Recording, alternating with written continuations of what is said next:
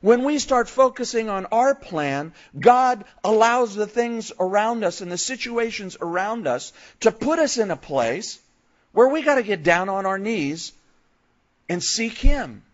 What He did to the Jews here who stopped building was He stopped providing for them.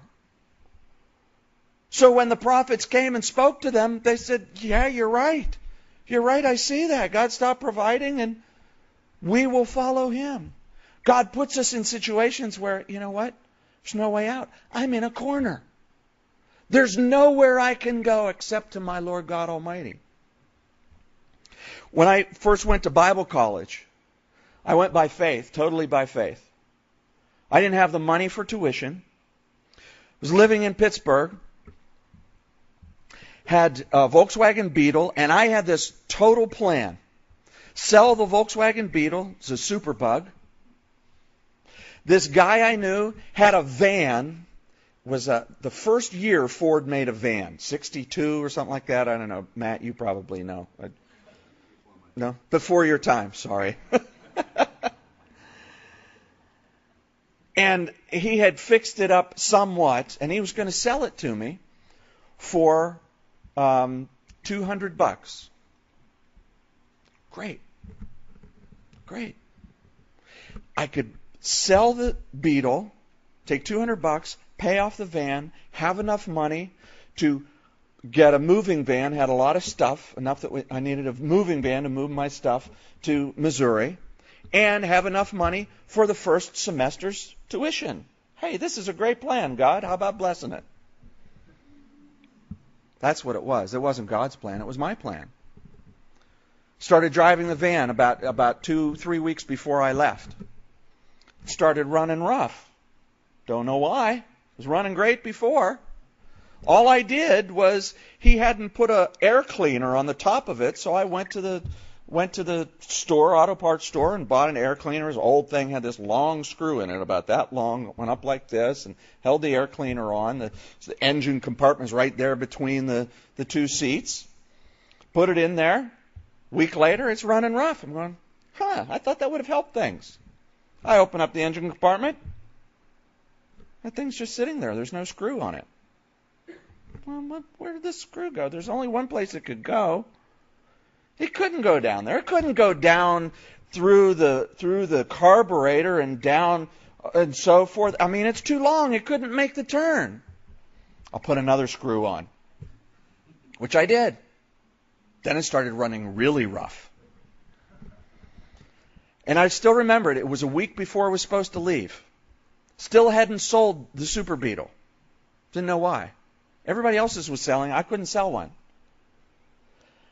I still remember I had moved out of my house. I'm living with my parents for the last 2 weeks before I leave, so I don't even have my own place anymore. Opened up the engine compartment and took out some of the spark plugs. And 2 of them were just torn to shreds. Those screws had gone down, gotten into the intake, and just ripped up the cylinders totally. No way I could take this thing halfway across the country. No way I could sell my Beetle because I needed something to drive, which meant I didn't have any money to pay the movers who were showing up in 2 days. I didn't have any money to get to Missouri. I didn't have any money to pay for my tuition. And I remember that day that I took those spark plugs out, and I went into what was my old bedroom in my parents' house where I was staying at that time. And I put my face down on the couch in that room, and all I could say in prayer was Jesus. That's all I could say. I couldn't even think of any words to say. I was calling out to Him in that way.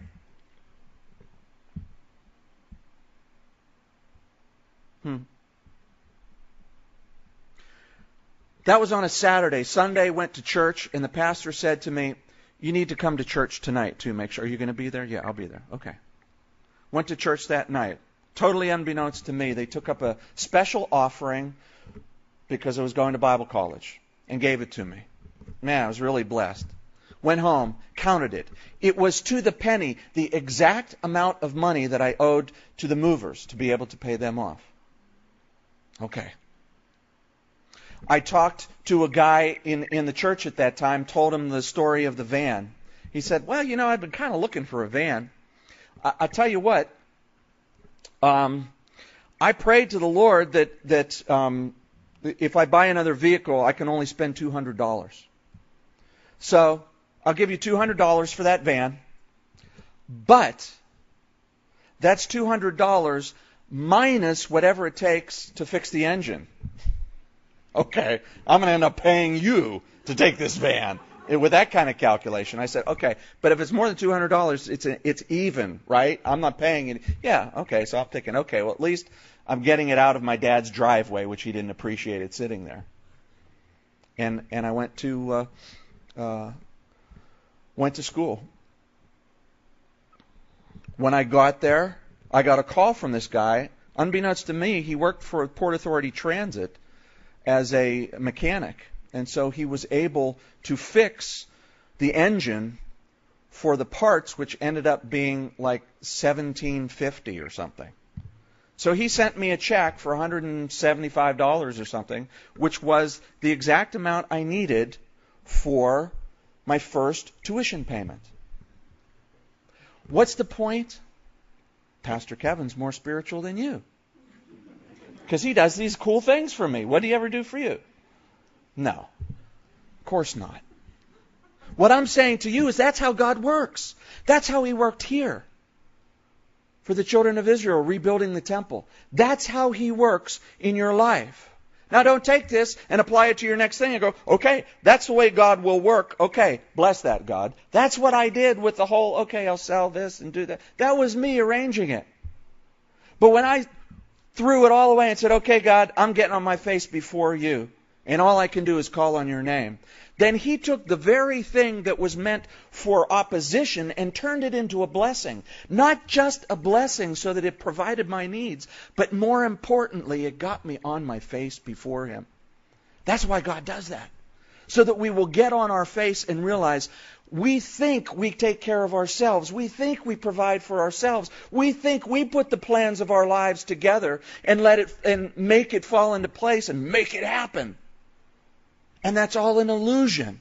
That's all an illusion that the enemy of your souls wants you to maintain, because he wants you to think you're in control, and the worst that can happen for him is that you'll stay in control and you'll just ask God to bless your plans.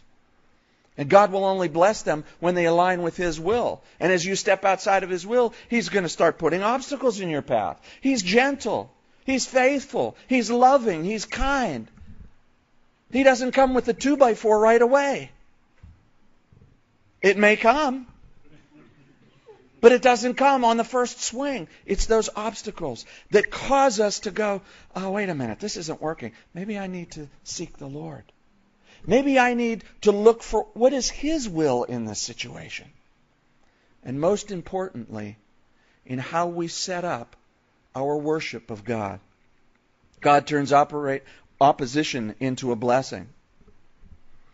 And so after He did that in chapter 6, verses 14 through 22, they offered praise to God and followed Him in response to His blessing.